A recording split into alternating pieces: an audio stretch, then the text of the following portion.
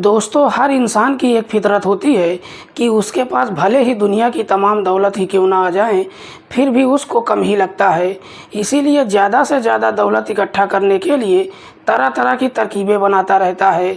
लेकिन कभी कभी जल्दबाजी में कुछ इस प्रकार की गलतियां कर बैठता है जिसका शायद उसको ज़िंदगी भर अफसोस रह जाता है। आज की कहानी में भी बिल्कुल ऐसा ही होता है। नमस्कार, प्रणाम। मैं आपका भाई, आपका दोस्त अभय, और आप देख रहे हैं द कीप क्राइम। दोस्तों, आज की जो सच्ची घटना मैं आपको सुनाने जा रहा हूँ, ये सच्ची घटना है उत्तर प्रदेश के सुल्तानपुर ज़िले की। सुल्तानपुर का एक गांव आता है दुबेपुर, और इसे दुबेपुर का रहने वाला है विक्रांत वर्मा। विक्रांत, जिसकी उम्र है लगभग 25 साल के आसपास। विक्रांत की पत्नी का नाम है सुनीता, जिसकी उम्र है लगभग 23 साल के आसपास। विक्रांत की 2 बेटियां भी हैं, जिनमें एक की उम्र है 1 साल और दूसरी की उम्र है 2 साल। विक्रांत जो खेती किसानी का काम करता है, अपने खेतों से इतना अनाज तो निकाल ही लेता है जिससे अपने परिवार के साथ बेहतर तरीके से गुजारा कर सके।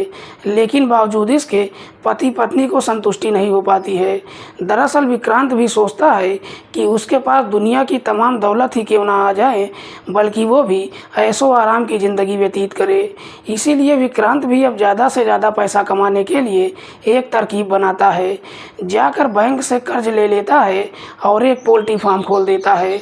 लेकिन विक्रांत जब अपना पोल्ट्री फार्म को चलाता है, कुछ महीने तो ठीक ठाक चलता है, लेकिन उसके बाद उसका ये बिजनेस बंद हो जाता है, जिसमें विक्रांत को अच्छा खासा नुकसान भी होता है। पोल्ट्री फार्म जब बंद हो जाता है, उसके बाद विक्रांत अब बकरी फार्म खोलता है।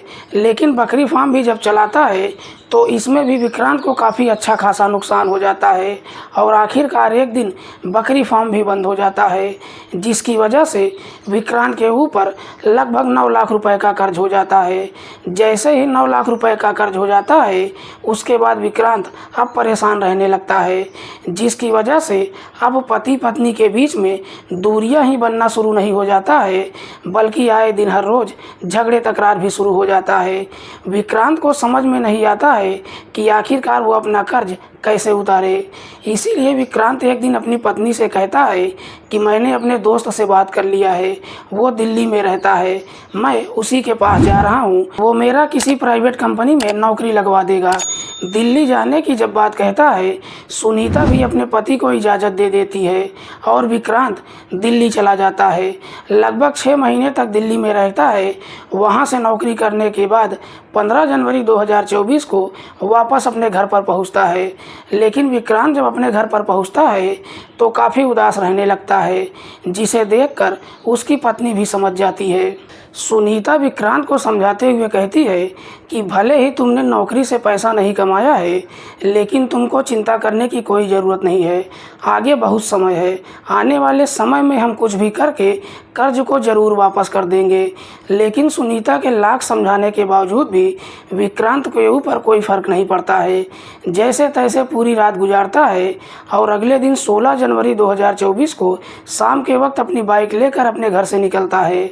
लेकिन रात के 10 बजे तक भी वापस अपने घर पर नहीं आता है। तो सुनीता अपने पति के नंबर पर फ़ोन करती है, लेकिन अब उसका नंबर स्विच ऑफ बताने लगता है। उसके बाद सुनीता जाकर ये सारी बातें अपने ससुर राजेश वर्मा से बताती है।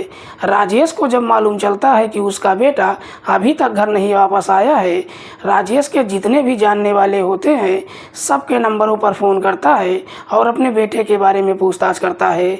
लेकिन इसके बावजूद भी विक्रांत का कहीं कुछ पता नहीं चलता है, और देखते ही देखते पूरी रात गुजर जाती है। आखिरकार अगले दिन 17 जनवरी 2024 को सुबह सुबह राजेश अपने बेटे विक्रांत के उस पोल्ट्री फार्म पर जाता है अपने बेटे की तलाश करने के लिए। लेकिन जब बकरी फार्म पर पहुंचता है तो देखता है कि वहां पर एक डेड बॉडी पड़ी हुई है, जो पूरी तरह से जल चुकी है। उस डेड बॉडी के बगल में ही विक्रांत का मोबाइल और उसकी बाइक भी पड़ी हुई है, जिसे देखकर राजेश को लगता है कि शायद वो डेड बॉडी उसके बेटे विक्रांत का ही है। इसीलिए राजेश तुरंत ही इस बात की जानकारी विक्रांत की पत्नी सुनीता को देता है। इधर सुनीता को जैसे ही मालूम चलता है वो भी बकरी फार्म पर पहुंचती है और जैसे ही उस डेड बॉडी को देखती है वो चीख चीख कर रोने लगती है। दरअसल मरने वाला कोई और नहीं बल्कि उसका पति विक्रांत ही था। इधर इस बात की जानकारी नज़दीकी थाने में दी जाती है। इधर पुलिस भी अपनी टीम के साथ घटनास्थल पर पहुंचती है। सबसे पहले डेड बॉडी को अपने कब्जे में लेती है और उसे पोस्टमार्टम के लिए भेज देती है। और 2 दिन बाद जब पोस्टमार्टम रिपोर्ट आता है तो साफ खुलासा हो जाता है कि विक्रांत ने ज़्यादा मात्रा में शराब पी लिया था। शायद शराब के नशे में ही वो आग के हवाले हो गया है। दरअसल जब पोस्टमार्टम रिपोर्ट आती है तो पुलिस इससे अंदाज़ा लगाती है कि शायद विक्रांत ने खुद को ख़त्म कर लिया है। इसीलिए पुलिस आत्महत्या का रिपोर्ट दर्ज कर लेती है। लेकिन जैसे ही इस तरह का रिपोर्ट दर्ज करती है अगले दिन ही विक्रांत के पिता राजेश फिर से थाने में जाता है और पुलिस वालों से कहता है कि साहब मेरा बेटा अपने आप को कभी ख़त्म कर ही नहीं सकता है। दरअसल मैं अपने बेटे को बेहतर तरीके से जानता हूँ। मुझे मालूम है कि मेरा बेटा नशा करता था, लेकिन मुझे ये भी मालूम है कि वो कभी भी ज़्यादा मात्रा में शराब नहीं पीता था। रही बात खुद को ख़त्म करने की, तो मेरा बेटा इस तरह का कदम कभी उठा ही नहीं सकता है। दरअसल राजेश पुलिस के ऊपर दबाव डालने लगता है कि मेरे बेटे ने खुद को ख़त्म नहीं किया है बल्कि किसी ने उसकी हत्या कर दिया है। राजेश मुकदमा दर्ज कराने की कोशिश तो करता है लेकिन पुलिस मुकदमा दर्ज नहीं करती है, बल्कि पुलिस राजेश को समझाने की कोशिश करती है कि विक्रांत ने खुद को ही ख़त्म कर लिया है। लेकिन इसके बावजूद भी राजेश अपनी जिद से पीछे नहीं हटता है। उसकी तमाम कोशिश करने के बावजूद भी जब थाने में रिपोर्ट दर्ज नहीं होती है, आखिरकार 4 दिनों के बाद राजेश अपने बड़े बेटे को लेकर एसपी साहब से जाकर मुलाकात करता है। एसपी साहब का नाम है सोमेन वर्मा। एसपी सोमेन वर्मा से जब अपने बेटे की पूरी कहानी बताता है तो एसपी सोमेन वर्मा थाने में फ़ोन करते हैं और कहते हैं कि मुकदमा दर्ज ही नहीं किया जाए बल्कि इस मामले की जांच पड़ताल भी किया जाए। एसपी सोमेन वर्मा की ही तहरीर पर 2 टीमों का गठन किया जाता है और 25,000 रुपये का इनाम भी घोषित किया जाता है। 22 जनवरी 2024 को मुकदमा दर्ज तो हो जाता है, लेकिन इसके बावजूद भी पुलिस अपने तरीके से कोई प्रयास नहीं करती है, क्योंकि पुलिस को पूरा भरोसा होता है कि विक्रांत की किसी ने हत्या नहीं किया है बल्कि उसने आप को ख़त्म कर लिया है। लेकिन जैसे ही कुछ दिन का समय गुजरता है, एक दिन एक खबरी थाने पहुंचता है और पुलिस वालों से कहता है कि साहब मुझे खबर मिली है कि दरअसल विक्रांत रात के समय गांव में किसी व्यक्ति से बातचीत करता है। खबरी जैसे ही इस तरह की बातें पुलिस वालों से कहता है, ये सुनकर पुलिस को अपने कानों पर भरोसा ही नहीं होता है। पुलिस खबरी से कहती है कि तुम कैसी बातें कर रहे हो, विक्रांत तो इस दुनिया को छोड़कर जा चुका है, भला वो किसी से कैसे बातचीत कर सकता है। लेकिन खबरी दावे के साथ पुलिस वालों से कहता है कि साहब ये खबर बिल्कुल सच है, अगर आपको भरोसा ना हो तो जांच पड़ताल करके देख लीजिए। खबरी जैसे ही इस तरह का दावा करता है, पुलिस को भी खबरी की बातों में दम लगता है। इसीलिए पुलिस अब उस नंबर के बारे में पता लगाने लगती है जिस नंबर से विक्रांत फ़ोन पर बातचीत करता था। आखिरकार थोड़ी बहुत कोशिश करने के बाद पुलिस को वो नंबर मिल जाता है। पुलिस जब उस नंबर का डिटेल निकालती है तो मालूम चलता है कि वो नंबर किसी सोनाली के नाम पर रजिस्टर्ड है। सोनाली जो हरियाणा के पानीपत के विकास नगर की रहने वाली है।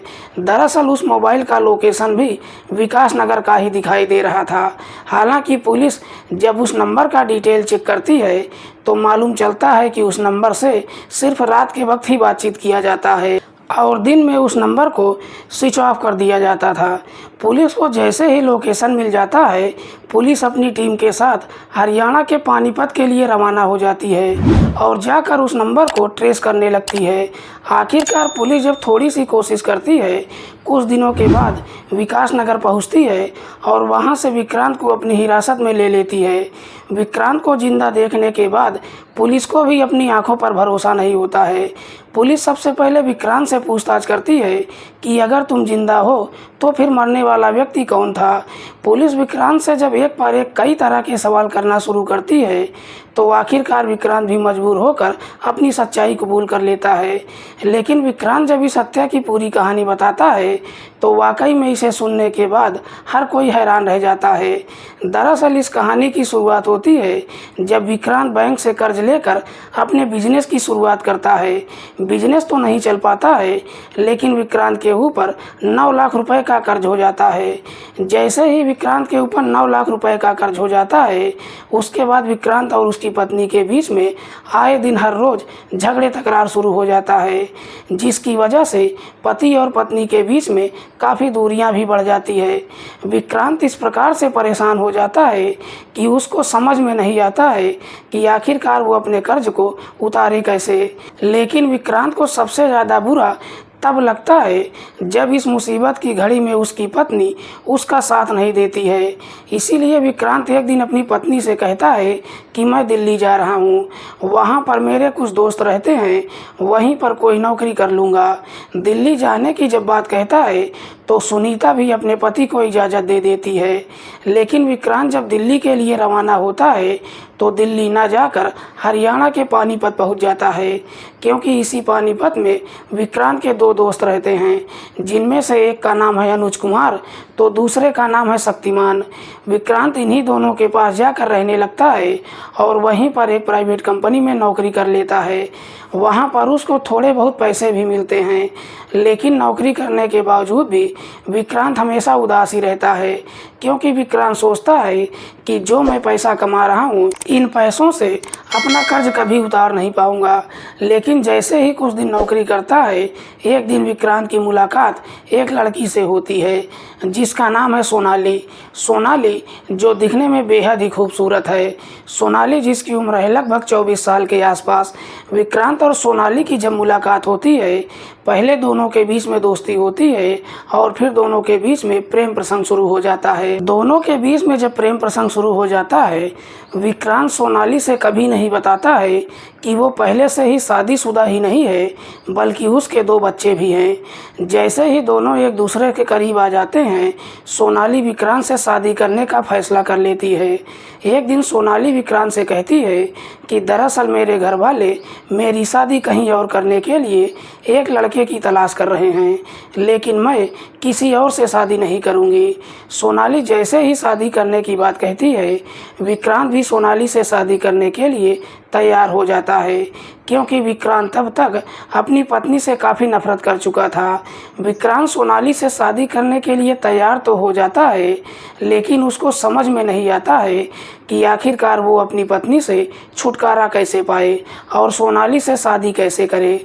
इसीलिए एक दिन विक्रांत जाकर ये सारी बातें अपने दोस्तों के साथ शेयर करता है। अपनी सारी परेशानियों को जब शक्तिमान और अनुज से बताता है, दोनों जब उसकी परेशानियों को सुनते हैं, काफ़ी सोच विचार करने के बाद उसको एक सुझाव देते हुए कहते हैं कि क्यों ना तुम अपने आप को ख़त्म कर लो। दरअसल अपनी जगह किसी ऐसे व्यक्ति को मार दो कि सबको यही लगेगा कि तुम इस दुनिया को छोड़कर जा चुके हो, जिसकी वजह से तुमको तुम्हारी पत्नी से छुटकारा भी मिल जाएगा और तुम अपनी प्रेमिका से शादी भी कर लोगे और 9 लाख रुपए का कर्ज भी भरना नहीं पड़ेगा।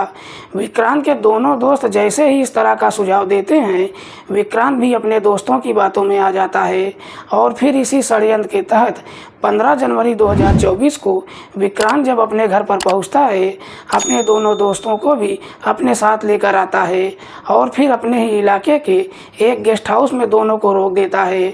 अगले दिन 16 जनवरी 2024 को शाम के लगभग 4 बजे के आसपास विक्रांत के दोनों दोस्त शराब के ठेके पर जाते हैं और वहीं पर बैठकर काफ़ी देर तक इंतज़ार करते हैं। तभी दोनों की नज़र एक व्यक्ति पर पड़ती है। दरअसल उस व्यक्ति को दोनों ने ना तो पहले कभी देखा था और ना ही उसे जानते हैं। वो व्यक्ति काफ़ी नशे में चूर था। दोनों उस व्यक्ति के पास जाते हैं और कहते हैं कि चलो हम तुमको तुम्हारे घर पर छोड़ देते हैं। उसके बाद दोनों ही उस व्यक्ति को अपनी बाइक पर बिठा लेते हैं और शाम के लगभग 7 बजे के आसपास विक्रांत के बकरी फार्म पर पहुंच जाते हैं। इधर विक्रांत भी शराब की बोतल लेकर अपने फार्म पर पहुंच जाता है और फिर तीनों मिलकर उस व्यक्ति को ज़्यादा शराब पिला देते हैं, जिसे पीने के बाद वो व्यक्ति इस प्रकार से नशे में चूर हो जाता है कि उसको कुछ होश ही नहीं रहता है। जैसे ही वो नशे में चूर हो जाता है, उसके बाद विक्रांत अपने षड्यंत्र के तहत पहले अपने शरीर के सारे कपड़े उतारता है और वो सारा कपड़ा उस व्यक्ति को पहना देता है और उस व्यक्ति का कपड़ा उतार कर अपने बैग में भर लेता है। कपड़ा पहनाने के बाद ये तीनों मिलकर उस व्यक्ति के शरीर पर पेट्रोल छिड़क कर उसको आग के हवाले कर देते हैं, जिसकी वजह से उस व्यक्ति की घटनास्थल पर ही मौत हो जाती है। उसके बाद विक्रांत अपने षड्यंत्र के तहत अपना मोबाइल और बाइक वहीं पर छोड़ देता है। तीनों उसी रात को ही वहां से निकलते हैं। सबसे पहले लखनऊ जाते हैं और वहां से पानीपत के लिए निकल जाते हैं। वाकई में विक्रांत जब ये पूरी कहानी पुलिस वालों को बताता है, पुलिस विक्रांत की ही तहरीर पर उसके दोस्त शक्तिमान और अनुज इन दोनों को अपनी हिरासत में लेकर आती है। लेकिन सबसे बड़ा सवाल ये था कि आखिरकार मरने वाला व्यक्ति है कौन। पुलिस जब उस व्यक्ति के बारे में पता लगाती है तो मालूम चलता है कि उस व्यक्ति का नाम है चंद्र बहादुर शुक्ला। चंद्र बहादुर शुक्ला जो दुबेपुर के ही सरकारी हॉस्पिटल में नौकरी करता था। दरअसल चंद्र बहादुर शुक्ला जो अयोध्या के रतवा गांव का रहने वाला है और दुबेपुर में रहकर अपनी नौकरी करता था। चंद्र बहादुर शुक्ला भी जब इधर अपने घर पर नहीं पहुंच पाता है तो चंद्र बहादुर शुक्ला के पिता द्वारिकानाथ भी थाने जाकर अपने बेटे की गुमशुदगी की रिपोर्ट दर्ज करवा चुके थे। पुलिस जब इस मामले का खुलासा करती है तब द्वारिकानाथ को मालूम चलता है कि दरअसल उनका बेटा कुछ दिन पहले ही इस दुनिया को छोड़कर जा चुका है। फिलहाल पुलिस ने इन तीनों आरोपियों को अपनी हिरासत में लेकर इन सब के ऊपर गंभीर धाराओं में मुकदमा दर्ज करके जेल भेज दिया है। जाते जाते दोस्तों मेरा आपसे एक सवाल है कि क्या विक्रांत ने अपनी जान बचाने के लिए और अपनी परेशानियों से छुटकारा पाने के लिए जो एक निर्दोष व्यक्ति की निर्मम तरीके से हत्या किया है, क्या वो सही है या फिर गलत? आप अपनी राय कमेंट बॉक्स में हमको ज़रूर दीजिएगा। मिलते हैं किसी और सच्ची कहानी के साथ, तब तक के लिए नमस्कार, जय हिंद।